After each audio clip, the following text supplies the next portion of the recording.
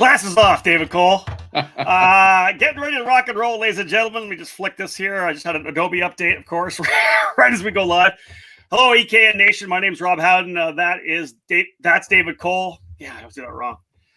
We are here for what is our first primetime edition of the EKN Face2Face, which is the program that we launched really during COVID time, leveraging the ability to get live on Facebook and now on YouTube. David, we'll jump into this in a second, but before we talk about how this kind of format is going to work, dude, we got 1,000 subscribers. We just got it. It was the Andy Seesemann bump that got us to 1,000 subscribers. I think somebody felt sorry and they wanted to watch Andy make a fool of himself. So they're like, I gotta watch YouTube. So that's a definite possibility right there. So those of you who have been tuning in, we've done a ton of these over the last couple of months. Of course, back in when we had the COVID shutdown, we were doing a lot of interviews, just trying to bring people with the sport together. Right? We did it on IG Live, brought it to Facebook. Now we're taking it all of our videos now to YouTube, and of course, then they'll get turned into podcasts. So it'll be available on the EKN Radio Network, then iTunes, Google Play, Spotify, Podbean. But this kind of harkens back, David. This is an old school happy hour with Howden. I've got a cocktail. What have I got here? I got a Firestone Flyjack Hazy IPA. Cole, well, hold on. What a shocker, David. What are you drinking right now? I have a rum and Coke. Shocker. I also have the peanut butter pretzels, as we're used to accustomed in the FTK trailer. So better bring your snacks with it too. That's it. So it's the happy hour. We used to do these back in the day, back before we were able to do live podcasts and everything. We used to kind of set up at the hotel on a Saturday night. They usually started at a Stars of Karting race. I think that's kind of when we got things rolling. Or somebody's trailer, or just track time. Or on the track. We actually would set up on the track at the Super Nationals a number of times as well. And it was an opportunity for us to sit down. We recorded a podcast. It wasn't live anywhere. We would then record it and then upload it. Dave, remember having to upload it to the FTP sites? Yes. Yes. And that was back mid-2000s. So this is back to a happy hour with Howden kind of a deal. We're going to do primetime shows twice a month. That's the current plan right now. We'll do 2 primetime shows right around that 8 o'clock, 9 o'clock Eastern hour. We'll get guests from all over the place. Cocktails will probably fly a little bit here. We'll talk more about karting. But let's jump in here, David. Let's bring in our guest. Perfect, I think, starters debut for the happy hour with Howden here in 2020. From the Challenge of the Americas and the California Rock Championship, Andy Seesemann and Sean Buer. Four. Special guest. Oh, look at that. All right, good. Oh, wait. All right. So Andy Seesemann at the Full Throttle Red Bull and vodka. Red Bull. Red Bull. I might need a little more of that. Eric, yes. go. There you go. So well, that's the end of the Red Bull. I guess I need another one. You go get another one, buddy. Andy, the promoter of the Challenge of the Americas and California Rock Challenge Championship, and then Sean Buer, who does handles all the social media and photography for the challenge, and also the former editor of Go Racing Magazine, editor and owner of Go Racing Magazine. Let's who do we start with? Buer, there it is, right there.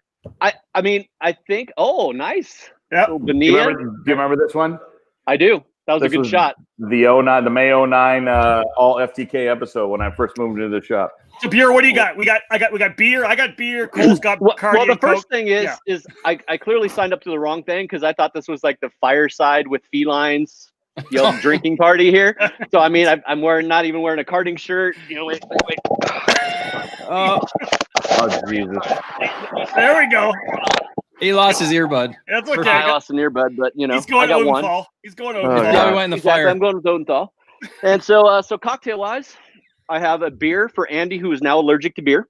Yeah, I really got to rub that in, huh? I have some Macombo 20-year-old aged rum for David Cole, who only drinks that Bacardi clear stuff. No, I'll drink that. And then for my friend from the Great White North, I have a little bit of ice wine going on tonight as well. Well played, sir. Nice job, Sean Buer. Somebody just spent a bunch of money at Total Wine. Exactly. Yes, it did escalate quickly. So, dudes, hey, let's. This is a weird thing. It's just a weird time right now, isn't it? Because I know that I'm out here in California with you guys. Things are shutting down again. It's getting nuts. We can't even go to restaurants supposedly now. Even the outdoor. They're shutting down the outdoor restaurants. Depending on the counties. LA County. It's pretty crazy right now. So let's start with Andy. Andy, where did you go today to get some food? Oh, like Well, he ate food. Luckily, in Orange County, we can still eat outside, which means that's adjacent to a restaurant under an Easy Up. But if only you were used to eating meals under an Easy Up. Yeah, it's weird, right? That's right. So Never done that we did before. go to a neighborhood staple, which all three of you have been to, the Salty Dog Cafe. Great burgers there, I remember. Cafe, really? Yeah, I know. It's really tavern, but I wanted to say cafe to make it sound fancy. Fair enough. That's tough. What about Seesemann? Have you been cooking at home at least? Like, dude, you know me. You can throw down. We always cook. We're gonna do some. Pulled pork tomorrow. It's been a while. We did carne asada the other day and Philly cheesesteaks. See, I'm talking that. That's I didn't actually cook, but on Saturday I had to. I didn't have to, but coming up on 25 years with the wife, and the ring was getting old, so we had to re-up the ring. So we went to downtown LA on Saturday and re-up the ring. Yep. Had to put a brand new go-kart chassis on her finger. And then to be fancy, I took her to the original Tommy Burger Shack down on Beverly. Nice. Wow. Well played, right. sir. After the sun was down? No. Come on, Okay. man. I don't want a death wish. We had Grace with us too, so it's okay. But we did order at the counter, and there's no tables or chairs there. You just eat there up at a chest-high counter with with paper towel hangers right there. So that was the latest great meal, because you got to have at least one of those or two of those a year, right? Yeah, 100%. 100%. Hey, but tomorrow's pulled pork because Trevor's coming home from college. Wow, all right. And then we got Thanksgiving. So, Very nice. That's a cooking trip for the day. So you got the whole family back home for Thanksgiving. Trevor's coming down from Montana. Yeah, buddy. He just finished up. They moved their schedule a couple weeks early, so they started way in early August to be done by Thanksgiving. So he did his last final today. He's done. And that way they don't have to come to Thanksgiving, go back for 2 or 3 weeks and infect the world, blah, blah, blah, blah, blah, right? So we got him home for 6 or 7 weeks. So that's cool. So nice. hold on. So we know what Seesemann's been cooking. We'll get to Pierre in a second. David, I was going to say, we got to go to Cole. That'll be a quick segment. David, what particular frozen pizza did you make this week? Red Baron? I made spaghetti for lunch. So that was good. Out of a can. I was going to say Chef Boyardee. Spaghetti. No. Spaghetti. Oh. And we ordered out today. We had Vitali, so I had pizza. There you go. See? I knew it. What about you? I was gonna make tacos, but I didn't have. They wanted to take out, so I didn't make Taco tacos. Tuesday. Yeah. What about you, Beer? Beer, I knew you've been knocking it out over there. We've been killing it on a little bit of stuff. The recent hit was pot roast, which is going to sound really weird, but I've never been able to do a decent pot roast, and I slayed it the other day, and it was pretty damn tasty. I think the best of the pandemic feeding was the tomahawk ribeye bison. I saw that. That looked pretty good. Yeah, with crispy onions and like a bang bang shrimp on top with a garlic herb butter and nice wine. And we've taken the opportunity to pretty much blow through like Butcher Box, any of the the mail order places that are still shipping and trying to help out wherever we can on getting some takeout here and there. But I mean, bummer, I have to eat steak. Yeah, so Cole and Andy, this is the kind of food you get to eat when you don't have to pay for kids in college. Yeah, I get it. I think there is. So I feel a lot. Ooh, Trevor today's trip to Bevmo was pretty good, right? Yeah, I bet, right? Yeah, one textbook worth today. So our Christmas is always homemade pizzas, right? We make a bunch of 12-inch pizzas. Yeah. Roll them on the grill, all day. Today, I think I decided I want to do a primer for Christmas. Ooh, there you go. Well, you got that butcher right by your place there. Go get one from him. By the way, can you get a refill? Eric, I like it. Well played, sir. While you're getting filled up, I haven't done a ton of cooking out here yet at the RV, but knocked out a paella. When did you get there? When did I get here? About a week and a half ago. Yeah, I went up to LAKC this weekend because I needed to smell some go-kart fumes, which was cool. But on Saturday night, I knocked out an 18-person paella. Knocked it out pretty good. It was good. It was really good. The only time I ever had no, that one, not the other one. Only time I had paella was when we were in Valencia, Spain for the Rotex Worlds. Yeah. And they made it with real rabbit. So that's what I'm talking about. So that was our actually, oddly enough, that was our Thanksgiving meal in Valencia, I think in 14 for the Rotex Worlds, which and is that pretty is awesome. That is original paella valenciana for sure. Gotta have a rabbit in there. Yep. I don't want to talk about my Thanksgiving meal in 2006 in Valencia. No. No. What did you have? We didn't have anything because we were on a train to Valencia. Oh, that's right. That's true. That's true. From the You're going from the road. They didn't have pizza? No, it's a long story, but Valencia, we had a good time there. But listen, we go to the Rotex Worlds in 2006 in Portugal.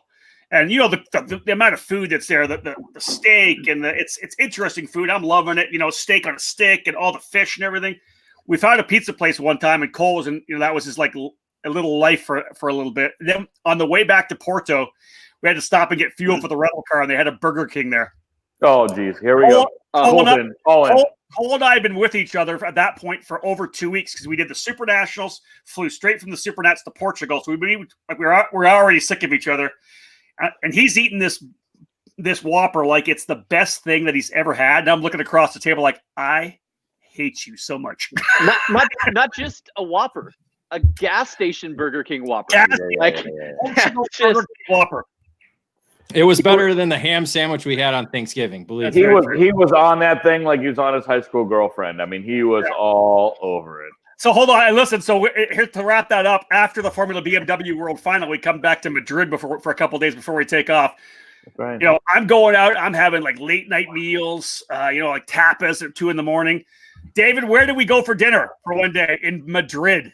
I went twice. I went to Hard Rock Cafe. I have the shot glass right over there to tell me. God. Hard Rock Cafe in Madrid. Hey, now, mind you, at that time, my food range was a little bit shortened. It's expanded now. You have grown a lot on that aspect. You know, he's come a long way for sure. There's no doubt about that. We just had Outback Sunday since we weren't in Vegas, so I had to order my steak dinner from Outback since we weren't in Vegas and got it medium. I used to get well done. You did, yeah. All right. So who is that, Eric? Phone's ringing. I love it. Phone's ringing. That's typical, right? It's 6:20 at night, right? We're still here, and the phone's still ringing. You know, hey. This was a great day, so I got to talk about today. I have to talk about before we get going. And you said this is going to be 45 minutes. We're 15 minutes. We're 15 minutes in, and we haven't talked about anything except food and booze. Cheers, boys! Cheers, boys! We got the best. Right back at you guys. Cheers, boys. Cheers. So this was a great day. So I had a couple old friends stop by, and he's going to poke his head in. Come on in here. So Eric Cullenberg stopped in today, right? Eric Cullenberg, long time, 35+ year go-karter, right? Yep. Worked with a lot of big names. The biggest introduction to our latest group of go-karters is Jordan Musser, right? He's the guy that brought Jordan to the big stage, 18 years ago. Man, Eric stopped by, oddly enough. Hey, now go ahead. Come here.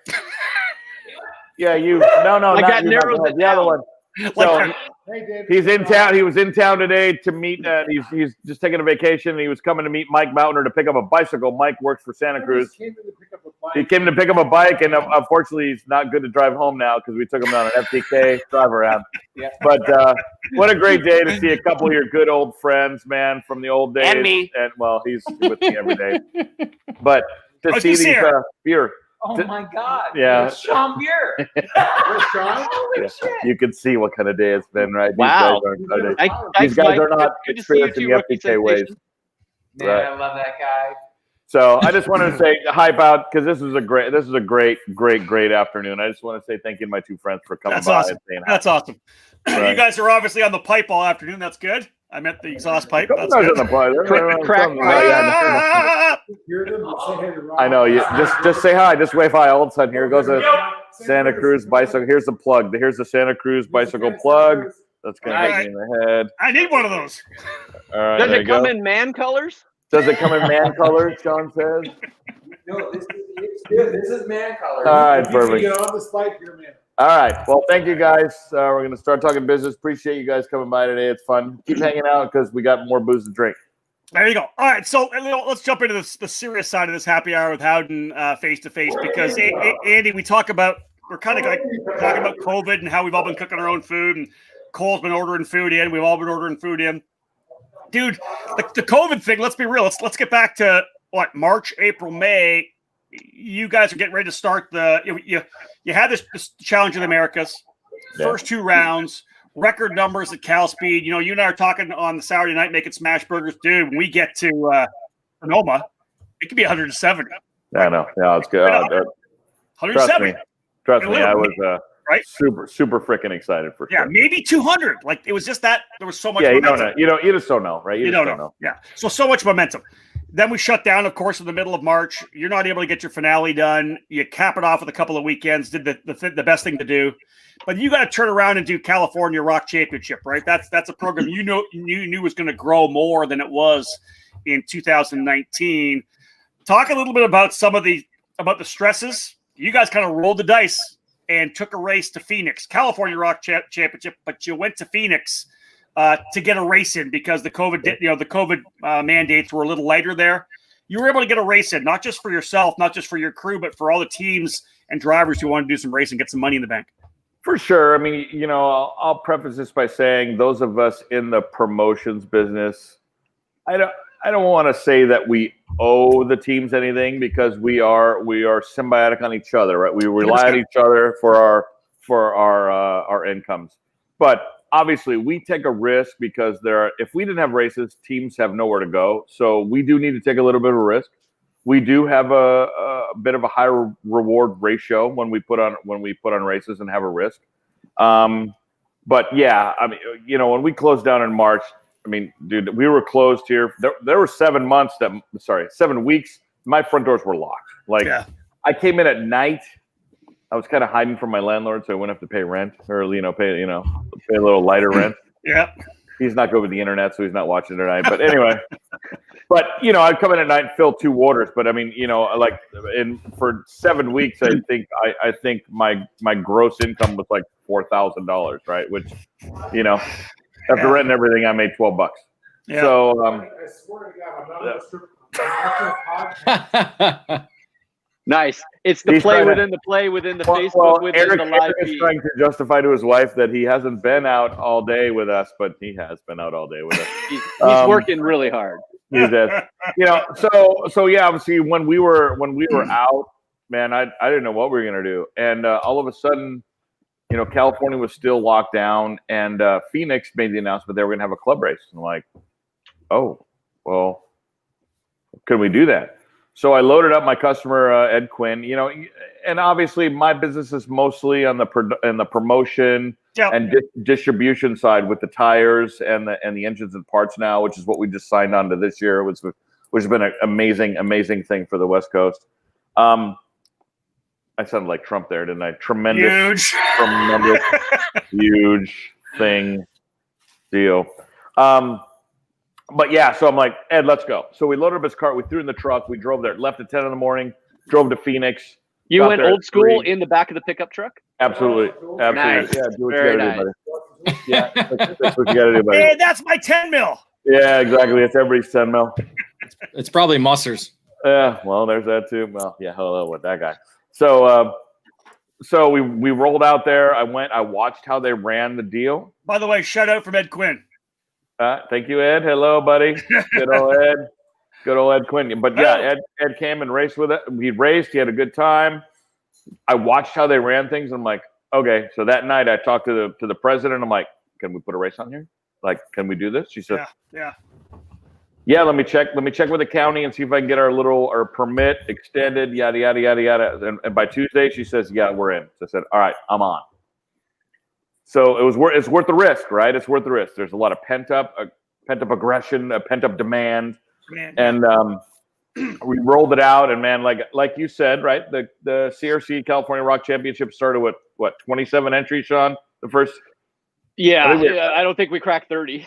Right. I think we had 27 at Buttonwillow in May of 19, and I think we had 28 at Willow in June of 19. Right. So it's like, my God, there's a fast way to lose 20 grand in 5 weeks, right? And have the punishment of having to be in Buttonwillow and Willow. Oh, yeah, right. Yeah, exactly. So I'm like, well, let's do it. I mean, I got to take a risk. And God bless it. I mean, the community was fired up. They wanted to come, and we crushed it. We had 105 entries. I'm like, oh, okay. Phoenix. Like people want to race. Like we want to get back at this, right? So and to put it in perspective, Challenge in the Americas when it first moved to rock wasn't even at that high. No, we had 72 at our exactly. So yeah, right. With other support classes too. Challenge of the Americas had 106 at Tucson in January of this year. Right. Before we got to 142 at Cal Speed and was going to get bigger, right? So yeah, 105 was knocking it out of the park. I mean, it was a little bit more than, obviously more than you expected, but more than you really had planned for too, because, not having anybody other, putting on promotions and like this. I mean, you were basically, bird dogging it for everybody else on what all the COVID protocols were, contactless registration, having to wear masks in the pits, limiting the number of people in the pits and everything. And so, I mean, you ended up with 40 people more than what we were really guessing of having to, coordinate all of that with hey, the CRC is a good opportunity to, get this because it's not going to be 1,000 entries where, we're going to have to do this. But it was a bigger bump than what, we figured people were jonesing for it, but not to that extent. I know, Andy, when you and I talked, you said you're going to be pretty diligent. You guys it was really driver and mechanic. That's it, right? I don't think did you have Yeah, we set a rule. We said, look, we put a rule out there. We said, driver and mechanic, if you're a minor, you're allowed a parent, right? Yeah. So, and we're just trying to, and I didn't, it's a bad term, but I didn't want to be a Nazi about it, right? Because karting's a family sport. But understand, as a promoter, as a guest promoter at a facility, the last thing I want to do is allow 1,000 people in and have Phoenix Club get shut down because of something I did. Yeah, right. Especially since that place is volatile anyway. It's on county land. I mean, you have a lot of, I don't want to say hoops, but obviously it's county land. It's Army Corps of Engineers land. There's a lot of flood zone. Right. I mean, we've dealt through that for years, right? But so I didn't want to be the reason why they had any more problems later in the year. So I absolutely wanted to be by the book. You got a little pushback, right? I had some parents, well, I have a family of 16 and I got to all be there because, right? No, there's the parking lot. We just can't. And if you want to stand outside the fence and not come in, I can't control who walks into the outer gate, but I can certainly control who comes in the inner gate. Yeah. Now, obviously, you bend the rules. There's some team managers that they're not a mechanic. We work within our sport. There was some flexibility. Right, of course. Yeah. There's flexibility, right? But and then the flip side is then the dads are like, well, God, you let that guy in, he's not a mechanic. But really, like, that's the guy running the team of 12 people who are here. Give me a freaking break, right? Yeah. Right. And that's the data guy. Like, okay.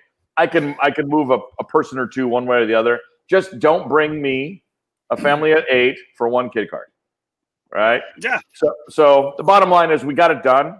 It was an unbelievable event. I mean, I got to tell you a little quick side story that that property is built on a lot of donated stuff. So all the lights are donated. So they're on some crazy 480 electrical power thing. A fuse blew right as our main started, right? A 480 fuse is about the size of this water bottle. I was going to go with my legs, but okay. All right. Well, yeah, you are ski. Well, if you're calves, for sure. Yeah. So it shuts down, and we're scrambling to find, are we going to have to shut this down? Right. There's no kart race that's without some measure of drama, right? Yeah, that's it. Like burnt trailers, whatever. Yeah, right? That was a big one. Yeah. Right. So one of the dads is an electrician, Chris Hendricks, who's Micah Hendricks' dad. Yep. He went out there. They found a spare fuse. They found the thing, and he's opened up the box, and we're looking at it. And I will remember this day as long as I live. And God bless Chris Hendricks. Thank you if you're listening. Thank you if you're not. Whoever's listening, say thank you. Thank you anyway, Ray. And Chris gloves up with a rubber glove and pulls the old fuse out. And they're doing it live, right? There's no shutting down 480 power, right? Nope. I do not care. Do not ask me to do that. Right, ever, right? Ever. he grabs the fuse, and he's a very religious man. And he looks up, and I remember this today. He says, Lord, I've served you the best I can in the days I've been on this earth. If you take me today, know that I love you. And he popped the fuse in. If I have to say a prayer before I do anything for you, I quit. You probably do. But it was, I'm telling you, you guys know me. I'm literally, I have tears streaming down my face, right? This man saved my race, right? No, save the season. Yeah. That's probably more accurate. You know? Right? The lights go back on and people are screaming, right? We're like, by the way, it's not 20 laps. We're going 12 lap mains. We're doing this. The club's right, because screaming. we have a we can't go past 10 o'clock. I'm like, we're going past 10 o'clock. They're like, you can't. I'm like, we're going. They're like, I'm not, I'm like, I'm sorry. But go green. Do this. We got it done, right? So what people don't see from all the stuff that we deal with, right? You, hold on. That's it. You that way. You are all on the inside, right? You all see the inside stuff that me, etc., all deal with, right? So it's those stories. You're like, if I had a couple words, I got a couple words to say, but we got it done. Thank you, Chris Hendricks, man. He saved the season for sure. That's better, Sean. Yeah, I mean, he saved karting on the West Coast because that, dude. Honestly, that was the inspiration of the dude prayed and everybody put the fuse in. Can do it, hey, yeah. So how does that race and that moment set the tone for the rest of the CRC? Unbelievably, right? So the CRC last year, as I said, it was all standalone. We had 2 events with 27 people at them. The third one I had to cancel. And then the fourth one we combined with Calvin Chen's FKC at Cal Speed, right? Which we got about 70, which is, man, if you run as lean can be, which I know how to do, I can get it to about break even, right? I'm not losing any money. I'm not making a dime, but I'm losing the money. So the CRC first year was a great big $15,000, $20,000 loss. Great job, Andy. You're amazing. Right? Ouch. Yeah. It was just Beer's salary, right? That's all. Yeah, for sure, right? Yeah. But man, that race saved it. So this year I had done a deal where I had 2 standalones and then 2 that we had co-opted with Rock Sonoma, where I'm the West Coast tire distributor, so we supply all the tires anyway to the series and the teams. I'm now the West Coast fuel engine and parts distributor, so we supply the parts. So Eric and I came up there with the trailer. We were there for tire and part support, right? We supplied everything. Steve and his crew up at Cameron ran the race. So we did that for 2 races, right? So the next race was June. He ran it. It was great, right? He ran it. They who normally up there average about 70, right? We were almost 100. So again, they got a good bump. We had our guys go up there. It was great because obviously the CRC is a bunch of NorCal and a bunch of SoCal. So we had a nice bump. But now we also threw in a bunch of guys from Phoenix. Yeah, right. So now some Phoenix guys came. So it was nice, right? So now we're averaging 100, right? Where last year we averaged 27. Yeah. Right. It was 26 between the 25 and 27. There goes my 10% growth theory. Yeah, 10%, right? 400% growth. Right, well, this is regional. It's not international. You don't have to count it that way. Exactly. And then round 3, because of COVID and because of everything else, we'd moved some dates. So I was able to get a date at Cal Speed. So I said, well, we'll just take a shot at Cal Speed. And Cal Speed was our lowest, but to be honest, it was against the promoter tour at Newcastle. But there were a lot of people that were not going to make that journey. So I said, you know what, let's have a place for them because August was pretty much shut down here locally. And we had about 70 there. Great. Right. Had a good show. Was able to break even on that deal. Got people. And then we ended the season again at Sonoma with another about 100. Yeah. So I'd say we were pretty close. We were in the upper 90s as far as average. So like I said, went from 27 right. Even if you average the 70, we had the last one. Okay, it averaged 40, and then got to about 100 at every round this year, roughly. So, from a risk reward standpoint, it was huge for me. It was huge for the teams, and it was huge for the community. I mean, it gave them a place. It gave them, a little bit of. I mean, it sounds so sappy, but it gave them a little hope. Like, okay, we can do this. Yeah, 100%. Like, listen, I think that happened everywhere around the country, right? The minute the minute some races started rolling, it's a big, let's say, battle at the Brickyard. You know, Dave and I got a chance to race. I think a lot of those big races gave people hope that they weren't going to be done for the season. They were going to be able to do some of the things they really wanted to do in the summer. Yeah, and it was all about adaptability. It was taking what it is in the given area that you were working with, and then, you know, unpacking all of that into something that you could work with. Good job with the unpacking, because unpacking is really important right now. That's what I hear. You talked about. I just kind of wanted to go into a little bit more about the COVID. You talked about how Phoenix was a little bit different. You're talking about how counties just in LA are different from one another. Oh yeah. What were the differences between Phoenix to Sonoma and then Sonoma to Cal Speed? What were kind of the differences? Because even when we were at Battle of the Brickyard, it was okay. Masks were suggested, and then come Friday, it was mandatory. You know, and then stuff like that. So it was different all throughout the year for all these different facilities. Well, you got to figure just the sheer population of where everybody lives in California. You know, Fontana is San Bernardino County, which is one of the largest counties in the entire country. Mm-hmm. But it's not like the most populated county in the country. Whereas Sonoma was on. You figure when we started our lockdown in March.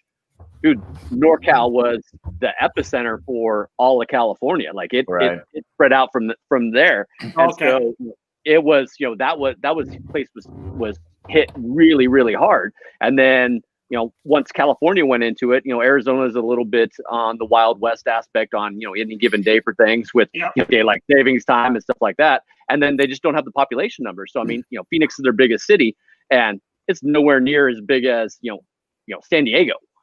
So they, being on the outskirts there, they were, one, they're a little bit more lenient on their rules to begin with. But then on top of that, they didn't have near the infection numbers, even, per capita that we were having in California. You also have to factor in who owns the facility, right? I was just going to say that too. Place like Cal Speed and Sonoma are owned by gigantic corporations. Indy, gigantic corporation, right?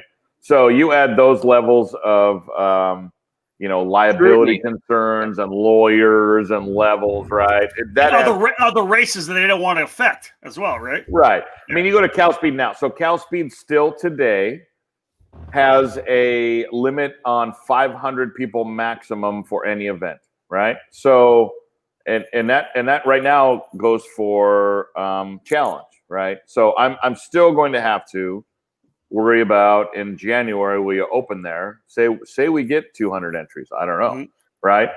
I'm gonna have to go back to one driver, one mechanic, and maybe a parent, right?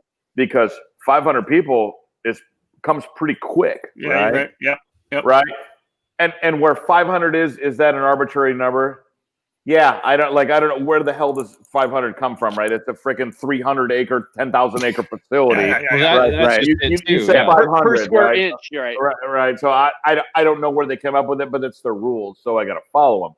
So, but a place like Phoenix or a place like Willow or Buttonwillow or whatever, or even Newcastle, right? They operate in different parameters. It's almost like Sean said, you have the counties and what's going on in the county, but it's almost who the umbrella starts with, or what corporation, and work down from there. Yeah, and the connection and the level of connection to the local health authorities or whatever it is. Right, for sure, right. And if you have to answer to anybody else, because I mean, whether Rob Niles wanted to be open or not, he's not the boss of California Speedway. Yeah. So I mean, he's limited to what he can do at that facility, and then that facility is limited to what Speedway Corp or whoever owns the entire thing is laid out for across the nation. And then we go back to the last race at Sonoma, right? The CRC finale at Sonoma. We're having our wildfires, right? So the air quality was horrendous. We sat at Sonoma on Friday, and they shut down Sonoma on Friday, right? We're sitting there because of the air quality, because they won't subject, because they have a limit on air quality, right? There's some rating, right? There's a percentage. Good news is you already had a mask. I already had a mask, right? We're already there. But somehow those masks protect the microscopic virus, but not against particulate. But that's another story for another day. It adds smoke flavor to Angelo's jerky, though. It's okay. Yes, it does, buddy. Sure. That's true. God bless Angelo's. That's the only bright spot. But we were literally shut down on Friday with 100 drivers there waiting to get on track, and we couldn't get on track. Like the whole facility. There was a big West Coast club drag racing show there with 300 entries. Couldn't take the track because the track was closed down. On Friday. They called us at 5 a.m. on Saturday morning. Once again, promoter first world problems. 5 o'clock Saturday morning, when the air quality index or whatever got to a certain level, to tell us that we can even operate that weekend. And once it hit that level, they said, "Yes, you're good, good to go." I mean, dude, wow. this, as everybody knows, right? This year has been horrendous on everybody. The fact that so many of us have been able to survive has been great. Yeah. You know, I want to go back to what a word Sean used, because I want to get into really. Yeah, I want to get into I want to get into 2021 in a second. Was it douche or unpack? Yeah. Well, just the fact that Sean is being quoted, that's hard to believe. Right on vocabulary words of all of it. Thanks. He used the word adaptability, right? And I think that was one of the big words, the concepts that you did. Before we jump into 2021, I want to talk a little bit about adaptability, because to be honest, I'm one of the guys that never thought it was going to happen, but somehow Rock Cup USA was able to put on the Rock the Rio event. And right, but the moon landing happened, so that's very true. Well, we could talk all about that. The Earth is flat, right? And I'm a flat earther. No, to be honest. So this event gets in the books. Rock the Rio. Garrett Potter put in the time, was able to somehow figure out a way to get a race in. And when it was all said and done, I sent him a text. It was just to say congrats and to say, hey, you know what? That event was really good for all the teams in Q4. Right. Obviously, Andy, what you were able to do in Q2 at Phoenix kind of rolled through what happened in Q3. You know, the middle of the year. But I think however Garrett was able to put that race on at the Rio. And like I said, I just like in August, September, I'm like, there's just no way Vegas is going to be able to open up. There's no way this is going to be able to happen. But it does.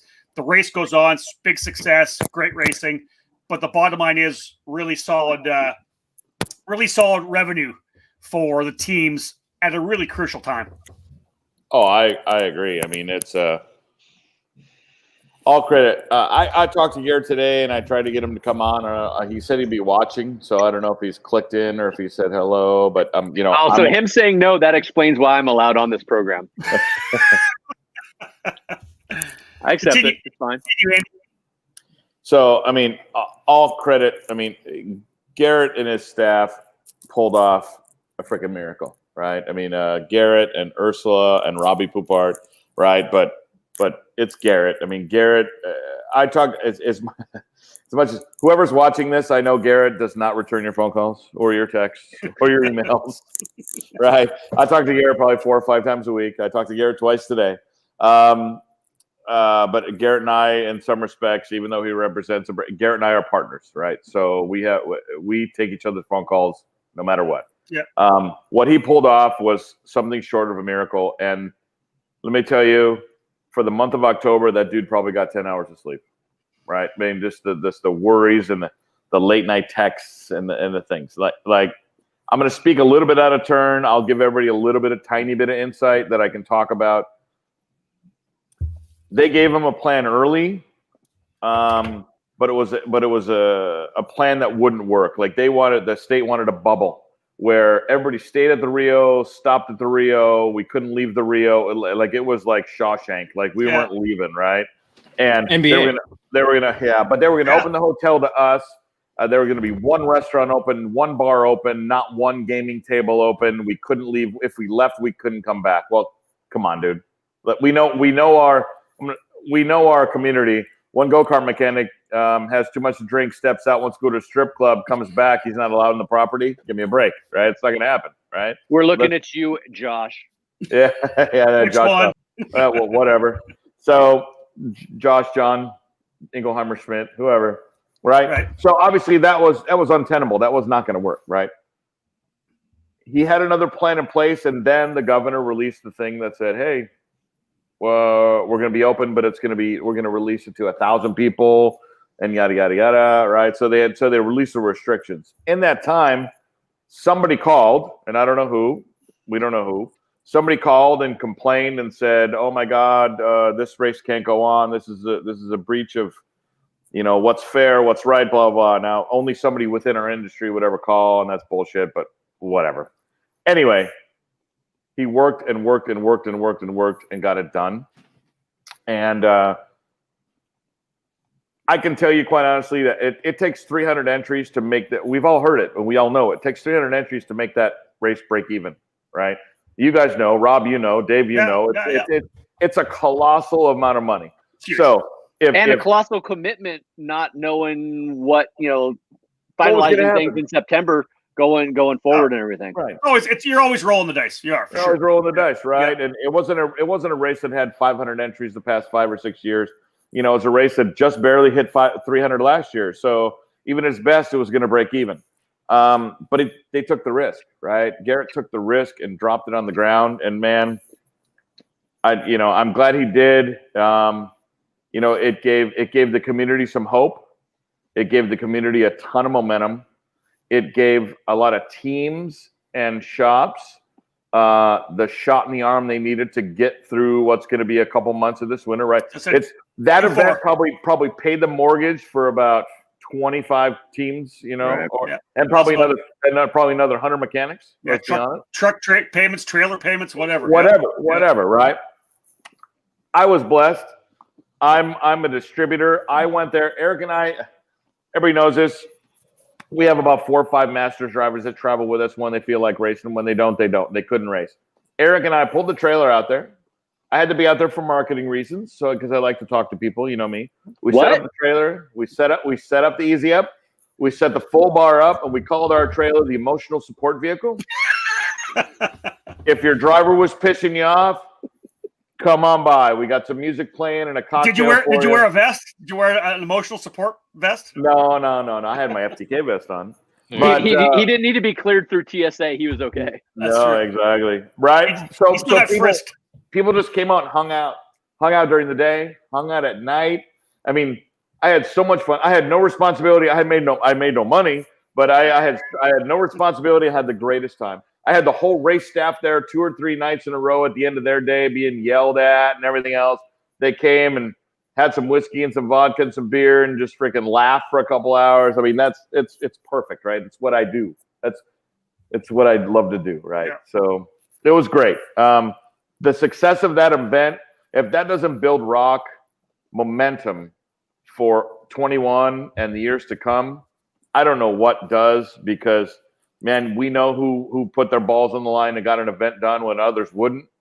So all power to Garrett, and thank you. Oh, for sure, street cred. Like that has to echo through the halls of karting on that. They had the halls of karting. Yeah, exactly. Woo! the intestinal fortitude to roll the dice, to throw it out there and go with an event at that kind of level. And it's one thing to risk it to go to PKRA versus renting the Rio. Yeah, it was for me. It's just such a weird deal, because you never know with COVID. If there's one good thing, it went the right direction, because had it gone the wrong direction, man, that would have been ripples the other direction potentially, right? But it didn't, right? I know, but it didn't. Yeah. It reminds me of 08, and when I started the challenge in 2008, right? And I had and 08 was a freaking nightmare, right? My original schedule was Moran, Sonoma, and Xplex. And a month before my first race, Moran closed. They finally closed the deal. So I had to move it to Willow. Great. Moran to Willow. Awesome, right? Then I go to Sonoma. Super similar. Yeah. Then I go to Sonoma. We pull off one race day, and then on Saturday night, a freaking hurricane blows through and destroys the paddock. That's right. Right? So we cancel Sunday because there's a freaking 18-inch river running across the whole track. The third weekend is sheep poop, if I'm not. And sheep poop. The third weekend is at Xplex, which hadn't held a race in 3 years. Yeah. Right? Which I had like a sideline wink deal to even be there, right? So I didn't have a track rental, but I paid Jerry Henderson $5,000. God rest his soul, R.I.P. Jerry Henderson. $5,000 to go and clean up the track. He got some guys at Home Depot and a bunch of equipment and bulldozed the paddock. And I'm telling you, dude. What? I didn't know this. I haven't heard this story. Yeah. Really? Yeah, no, I have not. He went there like 6 weeks or a month before, bulldozed the paddock, got it flat again, painted the weed whack, mowed the whole thing down, got the facility ready to go for us. Wow. Right. Here's the best part. So the fire marshals in Vegas are super, super tough. Super tough, right? Hence, Garrett had to park for my fuel tanks this past week because the new fire marshal decided he wanted fuel tanks parked for me. Okay. Right? Which added a whole nother dynamic, right? Yep. So I didn't have fire marshal permits. I mean, you talking about rolling the dice, right? And I counted on calm down. Calm down. Wow. Not that big. Not that big. Not my problem. Not my So, problem. Not my problem. Bitches. So I relied on a racer's dad. There's a longtime racer, Mikey Herta, who won the Rotex Nationals back in 02 and 04. And so Mikey's dad is well known in Vegas, and he's friends with Oscar Goodman, who's the ex-mayor of Vegas. Oscar Goodman was the ex-mob attorney in Las Vegas, right? Through all remember the movie Casino? He was the guy who represented all those guys. All right. So I couldn't get fire permits. I reached out to Nick. He goes, all right, I'll reach out to Oscar. So a week before the race, Nick calls me. I'm like, hey, we're doing fire permits. He goes, Oscar says there will be no fire marshals working in that area of the county when you're there. These are the droids you're looking for. Right. Wow. Wow. All right. So Sunday night, when the race was over at Xplex, the first year of the Challenge of the Americas, which everything was on the line financially for me and my family, right? We pull these races off, and Sonoma gets canceled because of a hurricane, yada, yada, yada. We pull a race off at Xplex with Fire Marshal looking the other way. I literally sat on the hay bale and smoked a cigar and cried. I'm not afraid to admit it. If Garrett didn't have that same emotion on Sunday at the Rio, I don't know what he had. Yeah, I get it. Yeah. Oh, he had to, for sure. Yeah. Right, for sure. I mean, he probably bawled like a little bitch, and I'll probably remind him of it, and he should have, but that's okay. All right, so let's wrap that up. Amazing. Yeah, let's go to 2021, and literally some news starts rolling out immediately. And I guess I love the fact that we're halfway through our script. And we're 49 minutes in, and you thought this was going to be 45 minutes talking. Well, I didn't realize no one's watching anymore. We lost them at 37. All right. Listen, this works because you being the West Coast distributor for the Rock program, Andy. Let's briefly talk about the new tires. Levanto tires from LeConte, a new branded tire. You guys go from the Bridgestone Rock Cup does to Levanto. We're rolling out with the Challenge with the new rubber, right? Yes, absolutely. So my tire, the tires just got there this week. Obviously, the shortened week is affecting shipping. Yeah. My tires are due to leave on Monday. My first batch of, I don't know, what is it, 6 pallets, whatever that is, it's 2,000 tires, I don't know, are due to leave on Monday and get here probably by next Friday, maybe the Monday, next Friday, obviously, right? The 5th or whatever it is. Yeah, Levanto's a big deal. I mean, obviously, Bridgestone was a longtime partner of Rock, but they made their announcement just recently. Was it 2 months ago that they were getting out of karting or whatever? And let's be honest, that was the one complaint about the Rock program was some of the tire issues we've had, and I won't shy away from it. We've had some issues. There's been some separation issues. There's been some complaints. So it was hilarious to me when Bridgestone made their announcement, and people would call me and go, dude, what are you going to do? Your tire guy's leaving. I'm like, MF, that's the one thing you ever complained about, you whiner. That's the one thing you complained about to me after every race was the tire. And now I have a chance to change it, and you think I'm going to be sad, right? Yeah. So, obviously anybody who knows Mr. Robazzi, or even if you don't know, he's a businessman, and he wants things under his control. And there were only a few manufacturers that he could go to. And a few people said, why don't you go to the tire brand that a lot of other programs are on, that tire brand that's built in Brazil? And I had to bluntly tell them, understand that no manufacturer can take on, I don't know, another 60% capacity, 60% of manufacturing over its capacity. That's the first check for sure. Right, yeah. right now. Yeah. Right. It has to be done in a month. You can't take 6 months to ramp up. By the way, MG, I know you're making, I don't know, make up a number, 500,000 tires a year. You got to make 900,000 tomorrow. Yeah. Right. And I don't even know the numbers, but you understand my point, right? So he has to go to a manufacturer that can accept it or can adapt quickly, right? So LeConte has two factories. They have one in France and one in Italy. The one in Italy is literally a half hour from OTK Vortex. So how hard is that? There, of course. Yeah. How hard is that, right? Yep. You go there, you have some measure of control. You make an investment. You get the production and the control-ish you need, and you move on, right? Yep. The LeConte tire or the Levanto, which is based on the LeConte that they have been using for the European Championship this year. That's the baseline for the tire. Yep. So I don't know much about it because I still haven't had one in my hand. I don't know the durometer. I don't know the sidewall. I don't even know the cost. But right? it's a rock specific tire. It's now called the KRT, right? It's not the Levanto white. It's not the Levanto red or whatever it is. It's the Levanto KRT. Obviously, the pricing is going to be similar, right? There's no tire that's $140. There's no tire that's $290. They're all in that $220, $230 range, whatever it is, right? Yep. That's what it costs. So to everybody calling me asking me about price, it is what it is. You're going to buy it. It's going to be within that same range. Exactly right. Yeah. But yeah, I'm due to get the first batch of tires here. Let's see, they're probably due to leave Florida next Monday, which is the 30th. So I should get them by the 4th or at the latest the 7th. Is that the Monday? Yeah. December 7th, Pearl Harbor Day. Yeah. Right. So, which is also Larry Bird's birthday. Great shooter. And it all comes back to that. Great shooter. It comes back to basketball, buddy. French lick, baby. French lick. French lick. The hick from French lick. But so yes, we're excited, man. I mean, we're excited for a tire that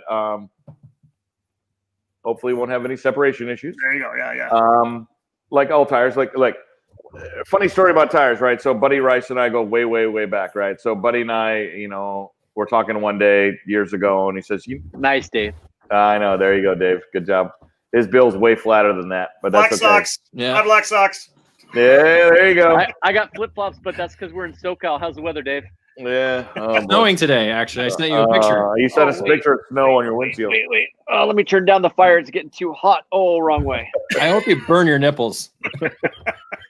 But when you were complaining about tires one day, right? Because every manufacturer's had tires, right? I mean, think of Newcastle a couple years ago, or Pat Sagers a couple years ago, or Bridgestones, or 25 years I've been doing this. There's always tires. Yeah. Buddy Rice literally told me, he goes, "Do you know why IndyCar teams scuff tires? To make sure we don't get a bad set. Like, we scuff the tires. If there's a shitty set, we throw them out and get a new one.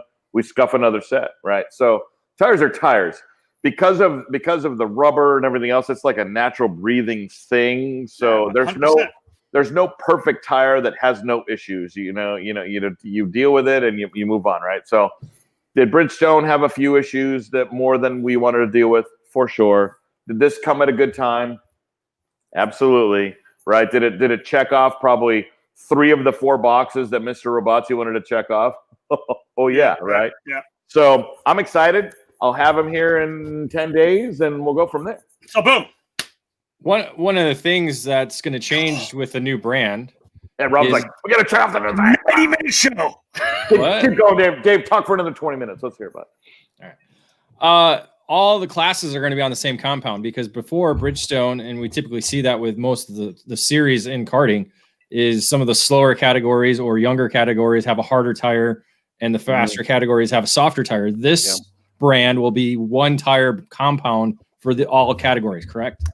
Yes, and I have not done, like I said, I have not touched the tire. I have not seen the tire. So I don't know how that impacts the cadet categories, but for you as a distributor, it's got to be a lot easier.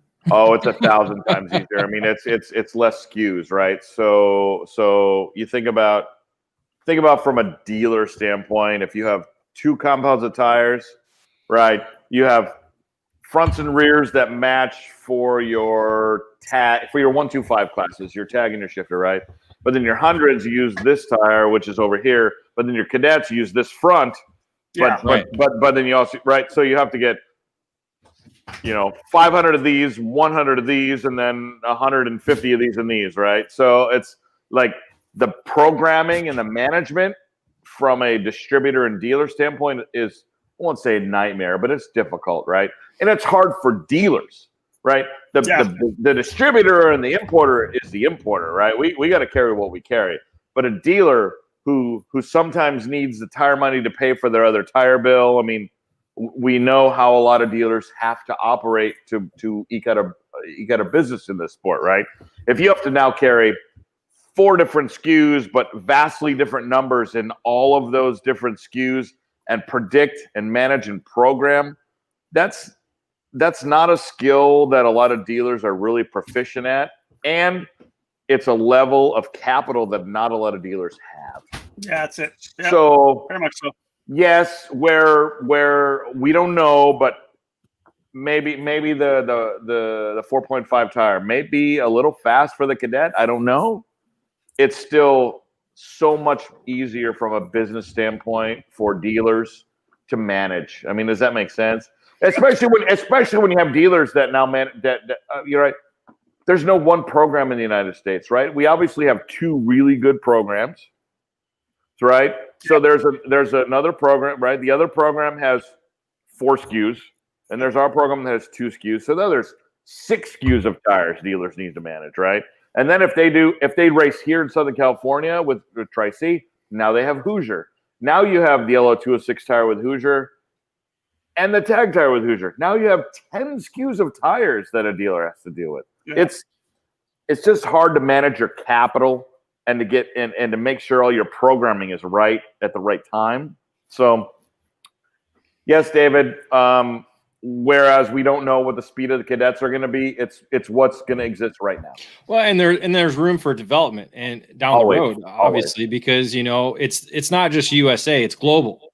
Like, right. So all the different Rock Cup programs across the world are going to be able to give feedback on how it performs with mini, micro, shifter carts, senior and junior and masters. So it could be 2 years down the road. There could be a new compound even. If that tire proves to be too fast for Cadets, then we introduce 1 new SKU, and there's a Cadet SKU, and then it's not as bad as introducing 4 new SKUs, right? Yeah, it's just making it all work, right? And that's, as you know, Rob, right? I'm going to point to Rob. We all know this, but right, the hard part about this business is making sure the business makes sense for the community, and we all have to operate within what works for us, right? What the end user sees as what's perfect is not what the business owner sees as perfect, and it's way different from the promoter, right? We're all different, right? Yeah. But we all need, not one of those pieces would exist without the other piece. So we need to make sure it's at least 75% of what's right for everybody. Well, I kind of always a little bit lean to the industry, because a strong industry is what you need to have a strong participation base, right? Correct. If the industry's not strong, the participation-based drivers have to kind of give up a little bit every once in a while to make sure that the industry is super strong, because that's the base, that's the solid that they need to make sure the sport keeps moving forward. Absolutely. Right? All right. So speaking of moving forward, we'll stop David from the next tire question. Let's go to 2021, guys. We start with the Challenge of the Americas, and for the first time ever, or how long? 2 years ago, we actually started at Cal Speed. Did you really? Yeah. Remember, we started in February because the whole calendar kind of. Hold on, watch it. Yeah. Took a little thing there. No, wait, we're wrong with. There we go. All right, right there, Sean. What do they call that? Forecaster. That's a little nod to Mike and Derek there.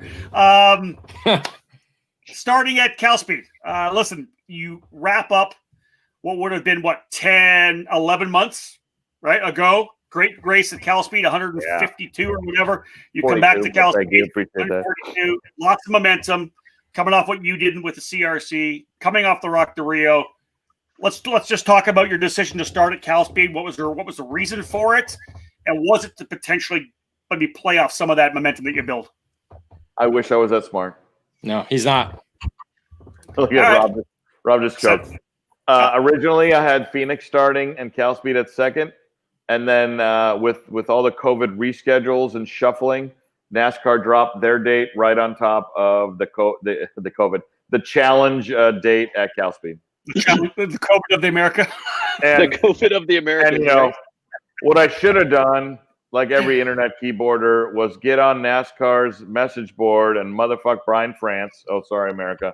And said, How dare I thought you? for sure I was the first one going to drop. I know, the right? And How dare you drop your NASCAR race on top of my race, which is a story for another day. We can talk about that, right? But yeah, so NASCAR put their date on top of challenge. So luckily, our new partners at Phoenix, which I know you'll want to tie back into, our reoccurring partners at Phoenix. Yeah, for sure. We renewed our partnership. So regardless, they were very happy to be flexible with us. And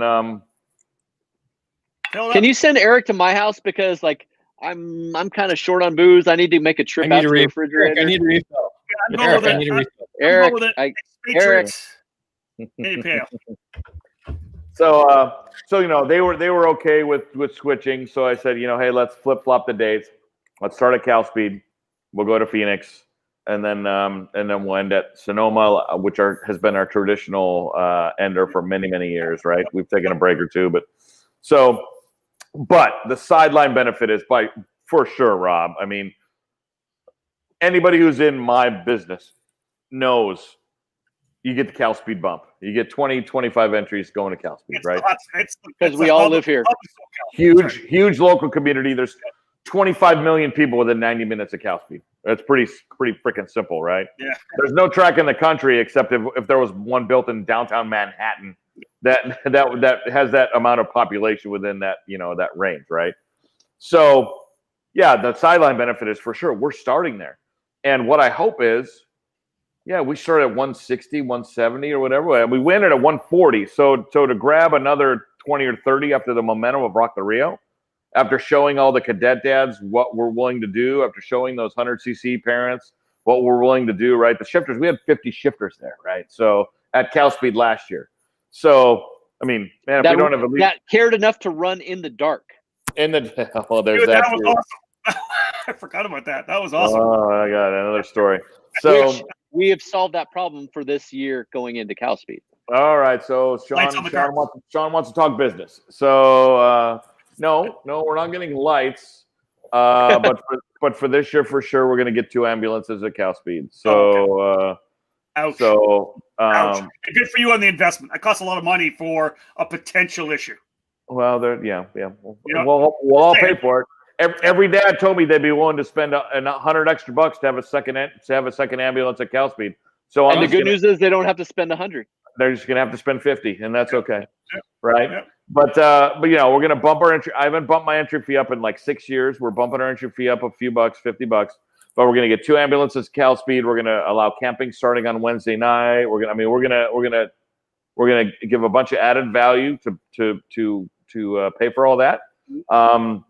But yes, we're gonna have 2 ambulances at Cal Speed.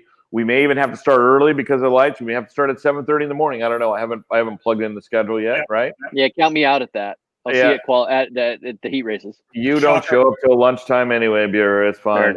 He doesn't show up till Sunday. So although lunchtime is going to be at 9:30, lunchtime's going to be at 9:30. So exactly, you're screwed. But yeah, we're going to do 2 ambulances. We need to take care of it. Yeah, it was a tough year last year, obviously. After not having a red flag, and what do we have? 6 years? What was it? Do you remember? At least 6 or 7 years. Like it was an insane amount of time that we'd gone without. Do you remember, David, or was it Sean? I can't recall a challenge race having a red flag like that. Maybe one of the first ones we were at we started in 2012. We had a red flag. Me and Rob, Michael Mitchoff at Phoenix. That was Phoenix. But I'm talking Cal Speed. I'm talking about in general. Like we didn't. Yeah, in general. No, I mean this. We have a couple here and there. Year. Yeah, nothing major.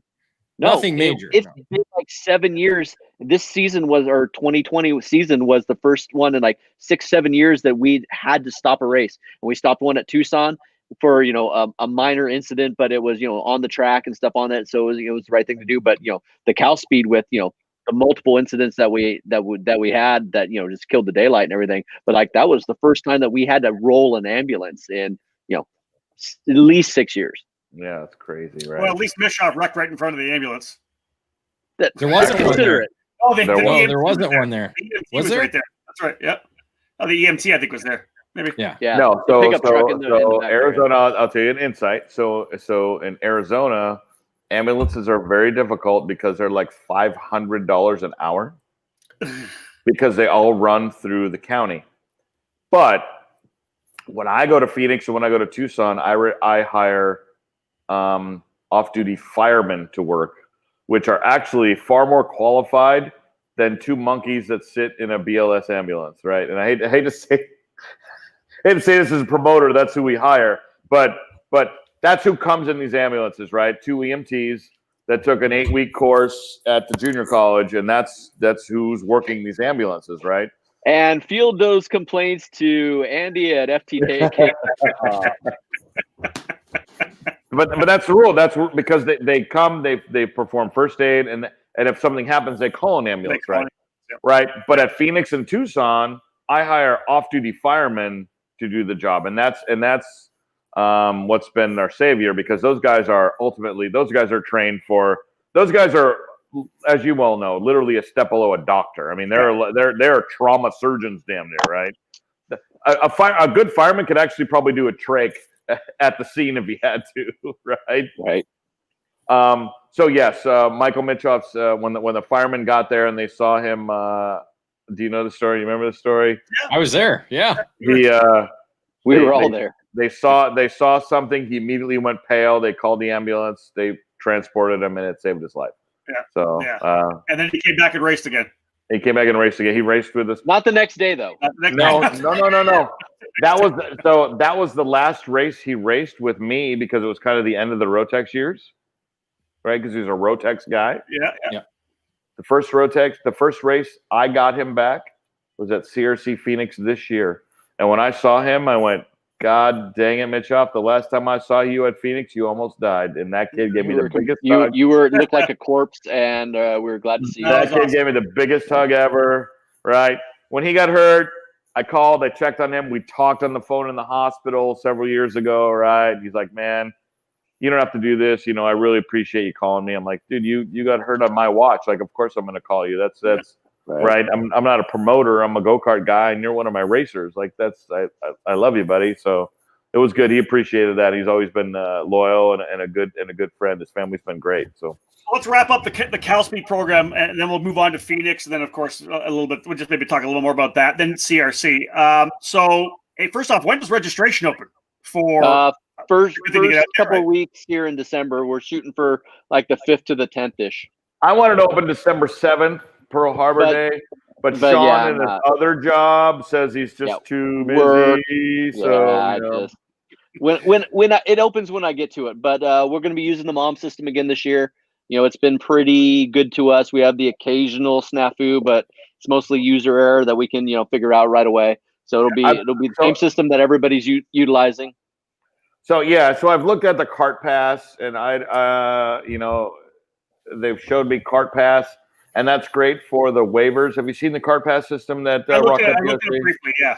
So it's a great online waiver, contactless waiverless system. It looks great, but unfortunately, it's not conducive with how we do our tire scanning and all the stuff that we've built over the years.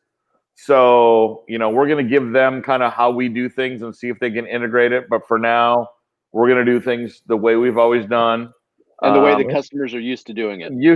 Right? Yeah. So, and then maybe next year, maybe in 22, if the Kart Pass system, we can integrate everything we do, and then maybe it's fine. Because that Kart Pass system that Rock Cup USA is really slick, right? They enter all online, everything's good. It gives them a thing, and they literally give you a little QRC code or whatever. It's go and they're already the waivers signed, everything's done, right?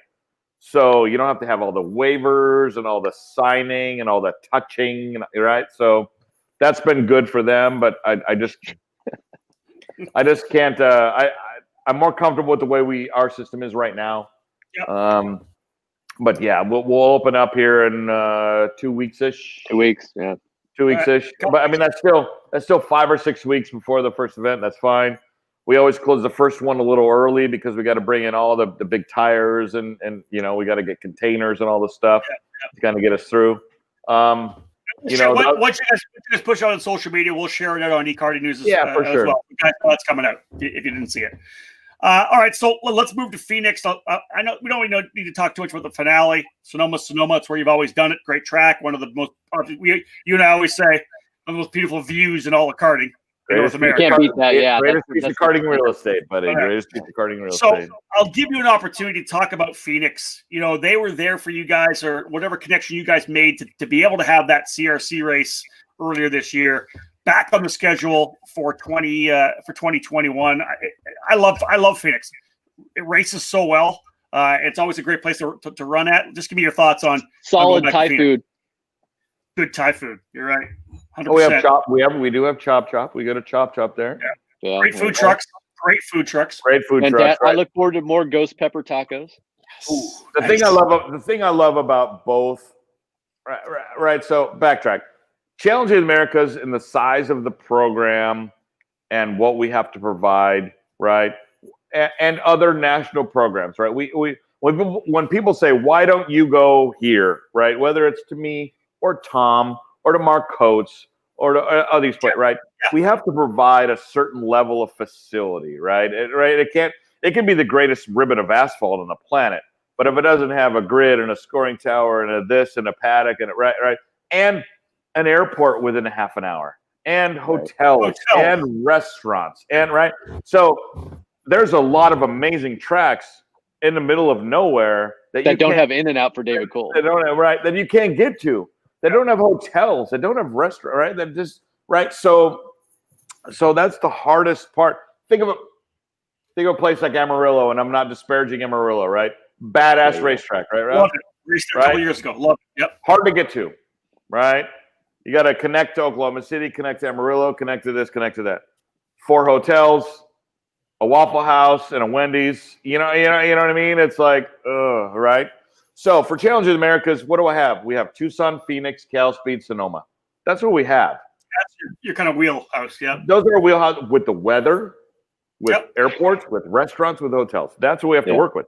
So every year, it's always going to be a combination of those 4. When people say, why don't you go to X? I've had people say, why don't you go to Miller? Really? Okay, let's go to Miller in February. That sounds amazing, right? Hey, as long as we can bring our skis. Yeah. Why don't you go to Grand Junction? Yeah, that sounds incredible too, right? How about Buttonwillow? Oh, the place with the Motel 6 and 1 barbecue joint and an airport an hour and a half away. Like folks, for those of us that do this for a living, we have to manage a lot of different things and just provide to our customers. Go ahead, David.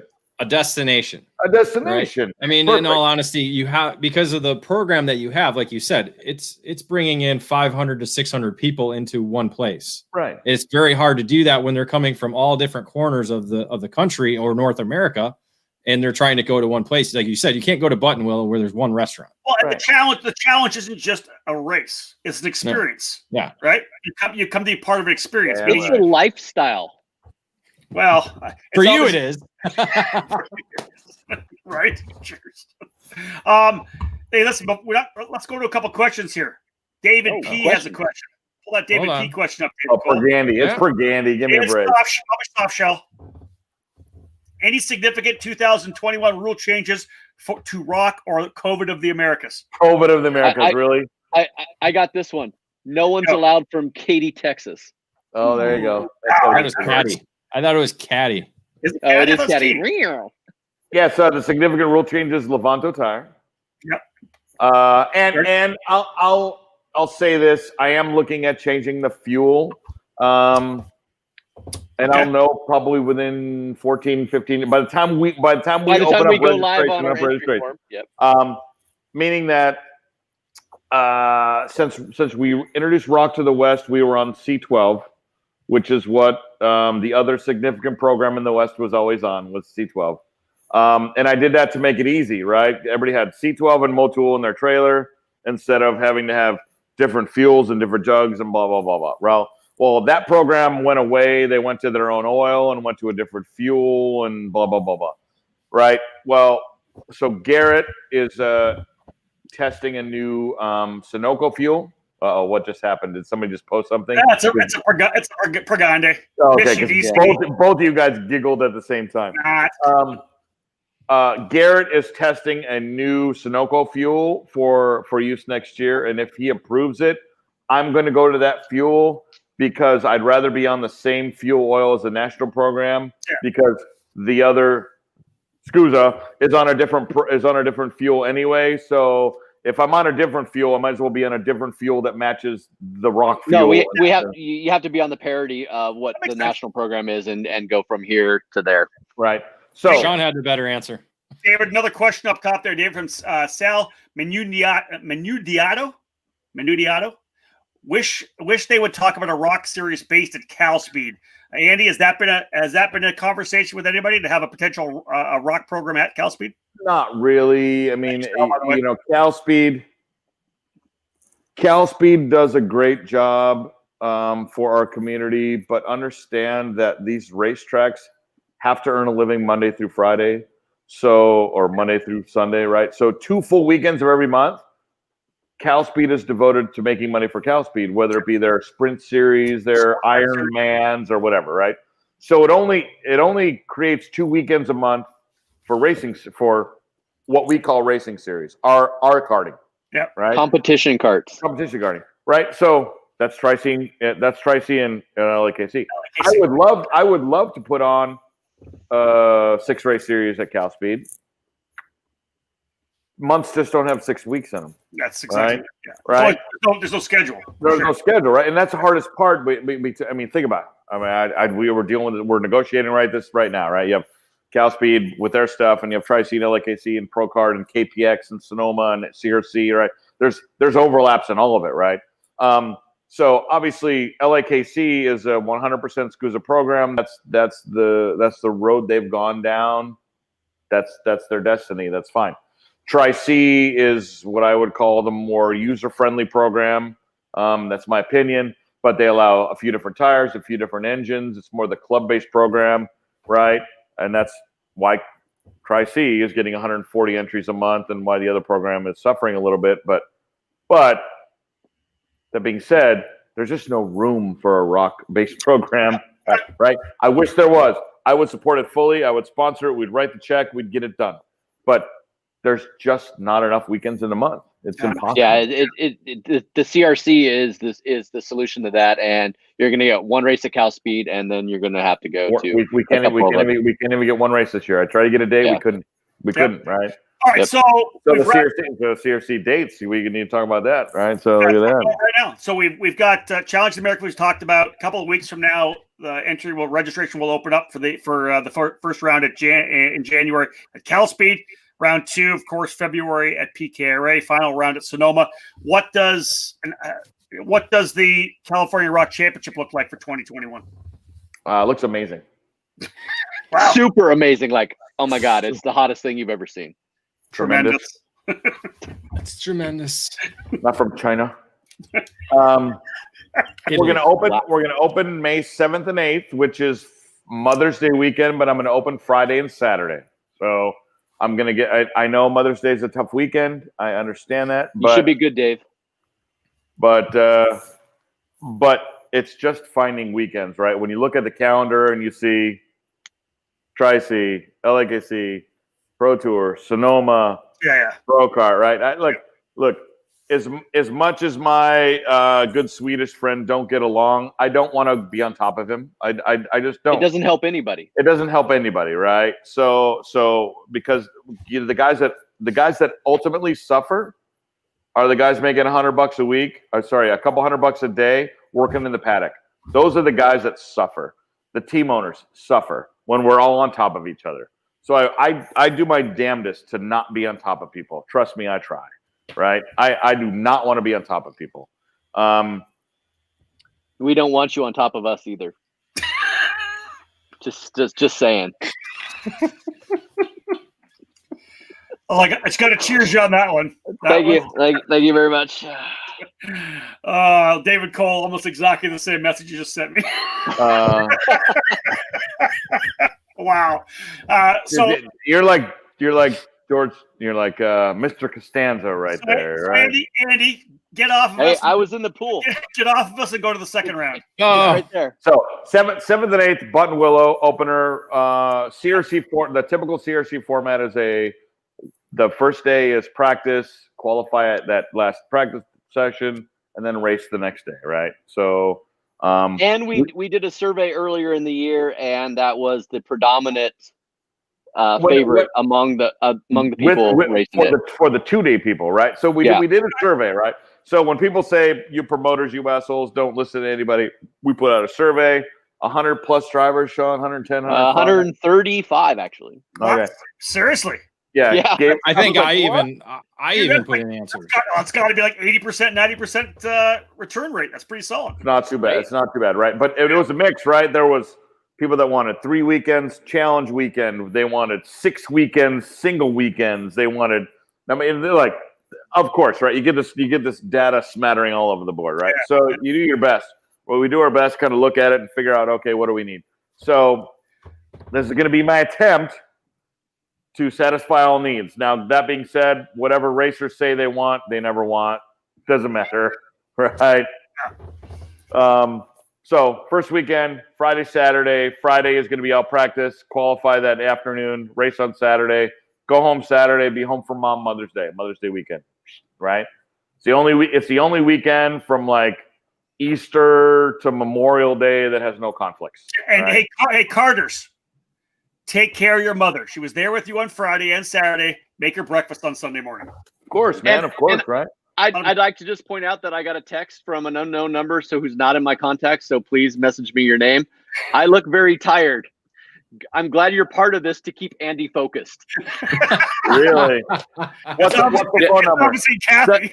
714-743-1923. That's Kathy. Yeah, Nice. I knew it. Nice. It's By the way, right all there. you people do not Kathy. call my wife, even though I just told you her phone number. Exactly. Thank you, Kathy. Rewind. I'm gonna ignore the fact that I look tired and just go with I'm doing my job, keeping Andy focused. Hey, happy anniversary to Kathy. And happy anniversary, you guys. And my condolences. 25 Anniversary. years. It's not till May. May 18th. Oh, you bought her a ring. Man. Well, that was a little different. She just gave me this seriously. She just you're in trouble. Nice. Well, she's gonna get you know what every karting mechanic's gonna give her dick pics from now on. Andy, fair enough. Did she get a necklace? No. Wow. There's a Dunkin' Donuts down the road. I know. You cannot sit in my bed. All right, so keeping Andy focused. So after we open our series and we're going to CKRKCFD. All right, where we going with round 3? Well, round what 2. Was round 2? Did I miss round 2? No, we didn't miss round 2. Yeah, go okay. Round two is Sonoma. We're going to run a combined program with them in June 12, 13, I believe it is. Our combined rounds with Sonoma were a great success this year. We're very happy with how they turned out. Dude, I want to throw this in there where you're talking about it, a win-win situation. Oh, absolutely. I mean, that's man, you've watched this, Rob, over the last 20 years. Actually, all of us have watched this over the past 20 years, right? Regional programs start robbing from local programs, right? Oh, somebody just got a text. I see the No, we're good. Josh, right. All right. Hopefully he was in for the Josh part. Yeah. Over 24 hours. Oh, I saw. There we go. We got 6 minutes. Wrap this up. Yeah. We don't. Hell no. We're going. Story of Josh's life. Ice, please.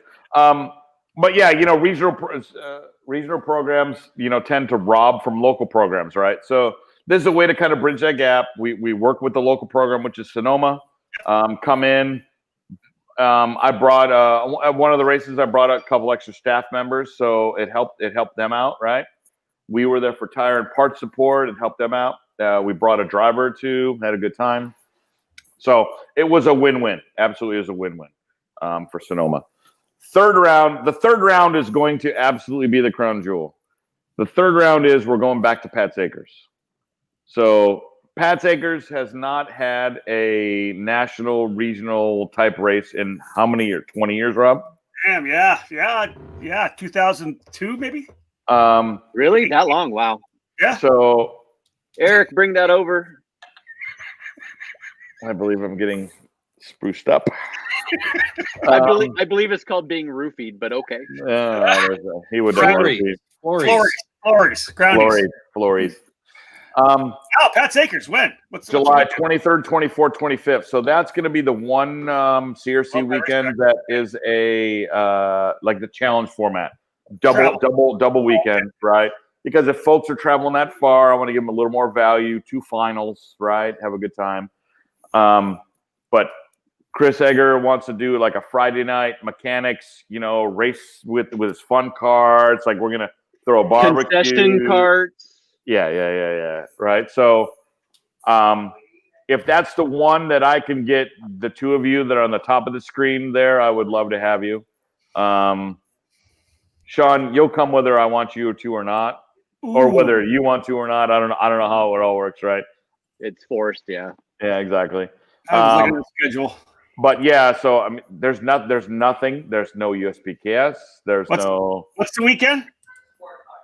23rd, 24th, 25th of July. Oh, I don't know what happens with IndyCar. Nothing. He's open.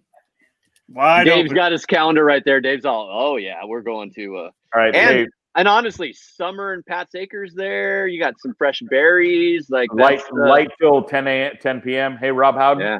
Can I race? I'm here. What? You have your calendar out? Yeah, I'm free. Book it. Nice. What? Can I race Masters? I wouldn't call it what you do racing, but we'll see what we can do. Good point. Uncle Jimmy will be there, Rob, so you should be good. No. So yeah, that's going to be the crown jewel for sure. There's a lot of people like Jason Berry. When I told him this the other day, and he about giggled himself for about 20 minutes, right? Jason Berry from Sweet Tech, right? Dude, that's not hard. Have you met Barry? All I he does know. is giggle. Hey, here's the kicker. We got to get Jason Lapointe out in the Track Magic. You know what? What he talked about would be amazing is if he came there, or if they did a Track Magic owners program thing there. All right. So there's definitely other opportunities there to make this an unbelievable weekend. Like I said, the people that don't understand the history or hi Eric. Hi. They're still here. The history of our sport, right? You're sleeping on his bed. The place, I know. The place that Pat Akers has played in our sport, whether it be the 1995 IKF Grand Nationals, which is still to date the highest entry total IKF Grand Nationals ever, right? Or the 98-99 Promoto Tour, right, Rob? I don't know, right? Yeah. You're there, 99. Right. So, I mean, there's been so many historic events there, and no national program, let alone big regional program, has been up there in quite some time.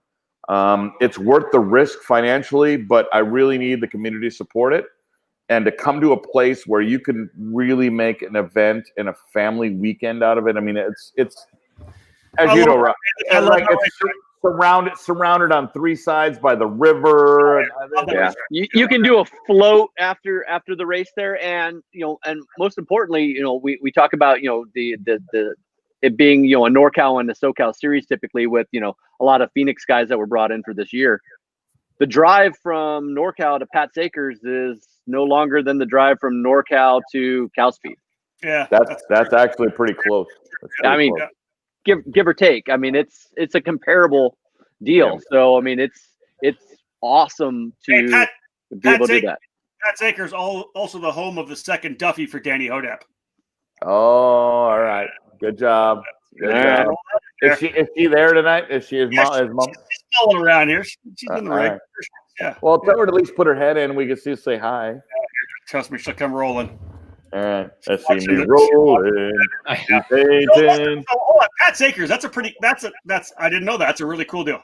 I wanted to take a shot, dude. I want to take a shot. So I'm going to take a shot, and I'm going to get it done. Big Eric Cullenberg, good to see you, man. Have a good drive. Swearing, by the way. What? There she is. Oh, there's David's new stepmommy. I don't know what he's saying. But there's David's new stepmom. You didn't have to tell her. She knew. About her. I did.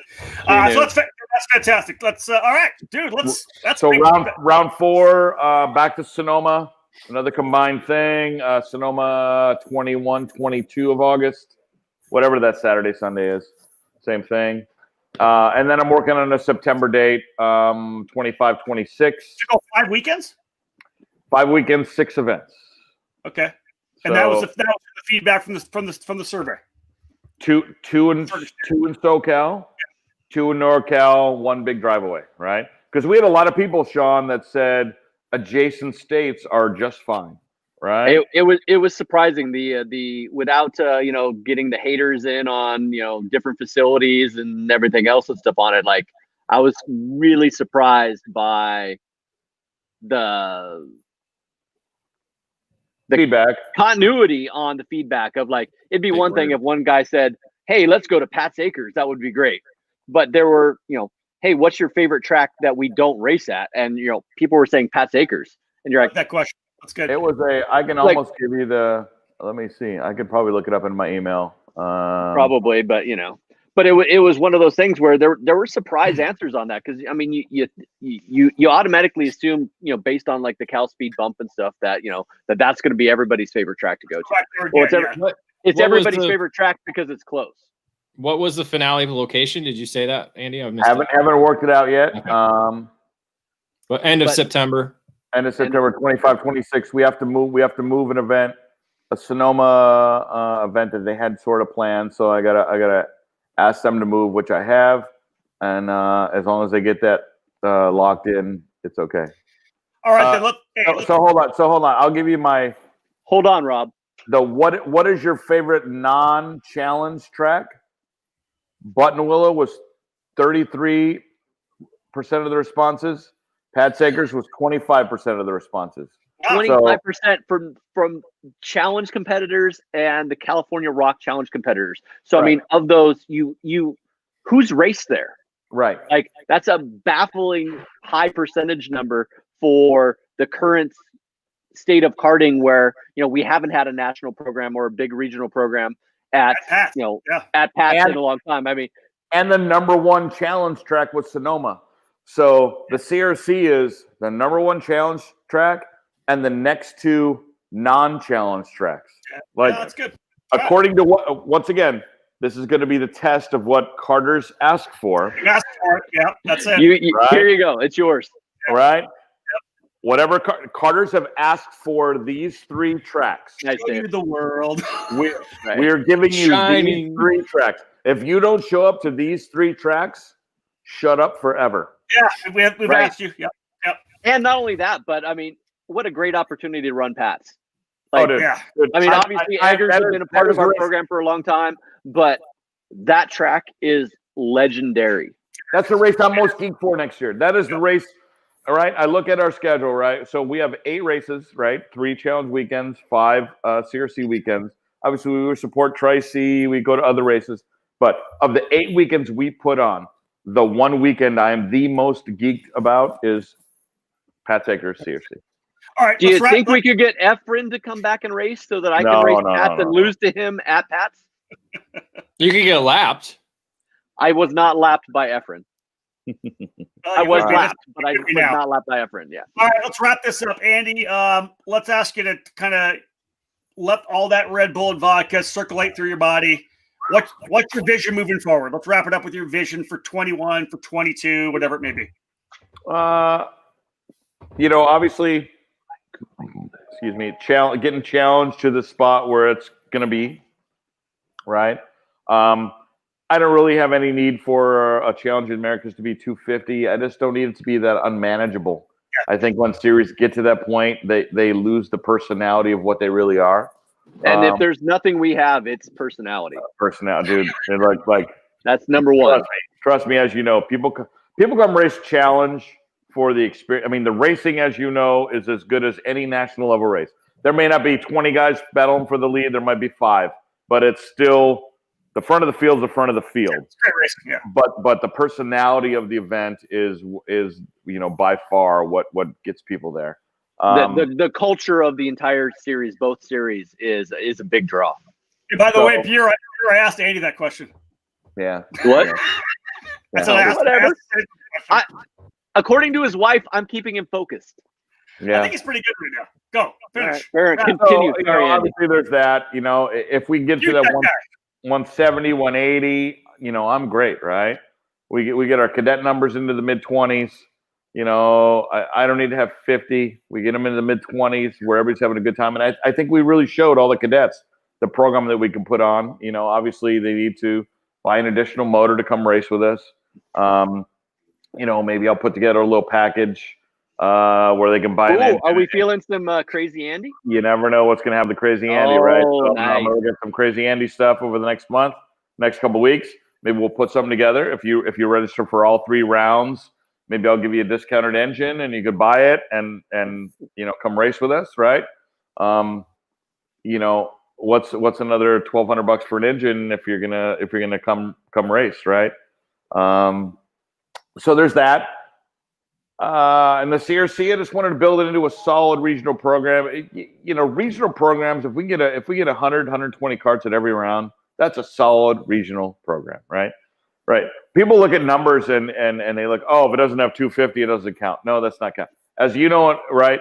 For clubs, it's 100. If clubs can get to 100, that's sustainable. If regional programs get to 120, 130, it's sustainable.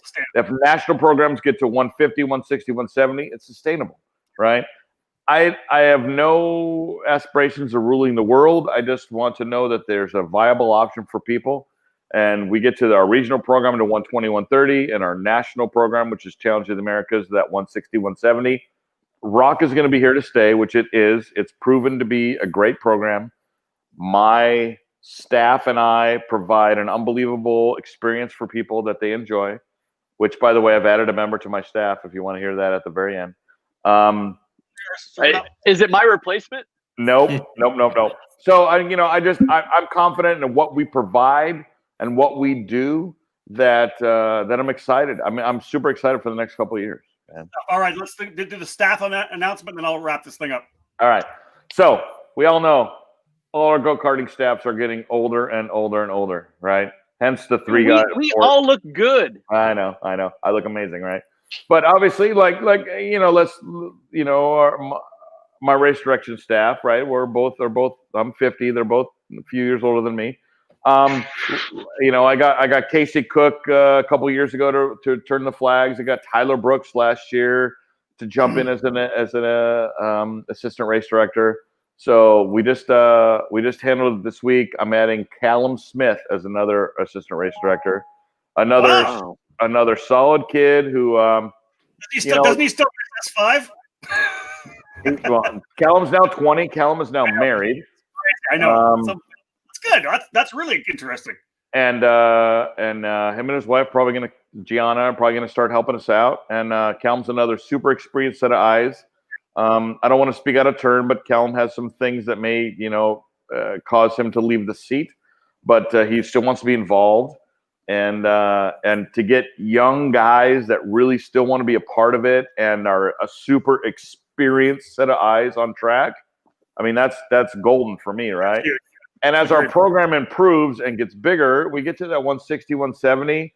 I'm going to have to pull a guy like Mark Michione off the track to kind of be a steward because people are going to want to argue more. And, what?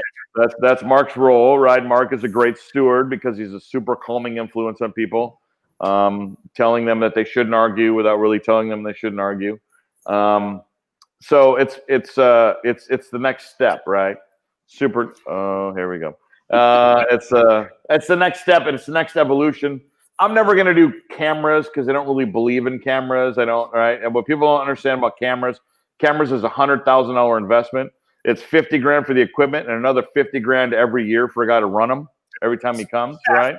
Between the setup and the tear down and the blah blah blah blah blah blah, right? Plus, I don't really have the soccer mullet. Right. Well, you don't have the soccer, not yet. You used to. Frosted tips. It was different. He did. Me and Kevin Williams. We know in this happy hour who drank the hardest stuff. That's for sure. Yeah, but you're a player. Oh yeah, Combo. All right, Andy, dude, that's pretty good stuff right there, man. I like that. That's an interesting addition. I like that. That's gonna be good. Well done. For sure. Thank you. I'm fired up. I'm super excited, and I'm ready to get rolling, man. I wish it's the buildup is always so fast, and then it happens, and then at the end of the year, whether it's March 13th where we canceled the race this year, or whether it's like April 1 and I look back and go, holy shit, where did the time go? That happened. Yeah, It's unbelievable how fast it goes. So we're working our ass off to get this done. We're going to have an unbelievable experience for everybody. We just hope we see all year. You're all here, and we're going to have a great time. Well, listen, I'll tell you, man. Let me just add that it was good to see you guys. Even though we have the group text going on that, involves drinking, booze, and, random shit talking and everything. Food. It was good, Don't forget good the food. Yeah, food. Let the record show he was going to be on for the first 10 minutes and then bail out. Yeah. Cole's the one who is producing this thing. He could have cut me out at any time. He chose not to. Blame that guy. It was the fire that kept you in. The fire was calming. I kind of like that look, right? It was kind of nice. That's what I do. Sean Buer, thank you so much. Andy Seesemann, thank you so much. Hey, our first ever happy hour with Howden primetime edition here on EKN. I appreciate it, buddy. I'm actually pretty stoked to be part of the first primetime on this because I was there at the beginning on the track and the random stars ones and the grabbing people as they walk by on, hey, let's talk to this guy and throw him in and give him a cocktail and just sit down and see what's up. And it's you guys have done a good job. I hate to say anything nice about you and Dave live, but going back to the adaptability, you guys jumped on the adaptability right away, and there's been some good content. And that I'm not a fanboy of the sport, but when I tune in and see Alfonso Ribeiro and some of these guys that that I haven't seen in a long time, where you're like, oh, that's really cool to see that person, and it's good to see you. And obviously, Rob does a good job interviewing people, and DC does a good job behind the camera / production / not Eric / all of those aspects. So it was good to see you guys, and I really appreciate you guys including me, and good job on the face-to-face. Dude, I really appreciate that. Obviously, Go Racing Magazines is a huge part of the sport in California for many years. John, thank you so much. California, what the hell? Why are you selling me short? International, bitch. I'm going to go with California, dude. There was other magazines that took care of the rest of the country. You're right. Cart Sport ruled them all. Sorry if we cost you so many viewers. You said that people usually get their short attention span about 45 minutes in, and we are an hour and 45 minutes in. Podcast ever. Longest show ever in EKN history. Well done. Most funnest. Yeah. There we go. Had we been inside the trailer, we had emptied the shelf out by now. Oh, hell yeah. All right, Sean, thank you. Andy, thank you. Cole, get rid of these guys. Boom. David Cole, did you expect anything less? No, when we were joking around with the 90-minute thing, I'm like, no, there's no way we're going to get there. But Andy went on a little long, and Sean actually contributed, which is the first for us who've not seen him contribute to anything. Really? He steals my own photos from race weekend. So it's like, and I think the only thing he does well is take a couple of videos and maybe a podium shot, one or two. I know this for sure. I should have went to the washroom before we started because it's close right now. I'm into my third beer. So, dude, thank you so much, David, for producing this. I know it's 10:45. That's my bedtime. Past your bedtime, 7:45 here in California. I haven't had dinner yet. I know we need to eat some dinner. Big thank you again to Andy Seesemann from the Challenge of the Americas and the California Rock Championship, FTK Promotions.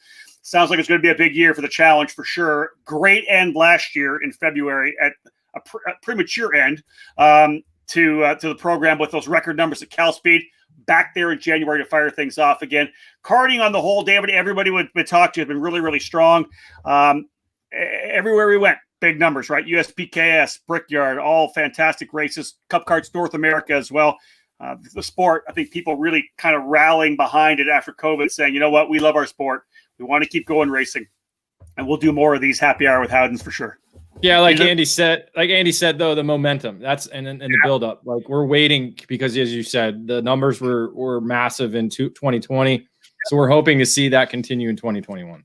Folks, thank you so much for joining us here. The longest show ever. I'm almost an hour and 3/4. Thank you so much for tuning in. We appreciate it. That is David Cole. I'm Rob Howden. Book it.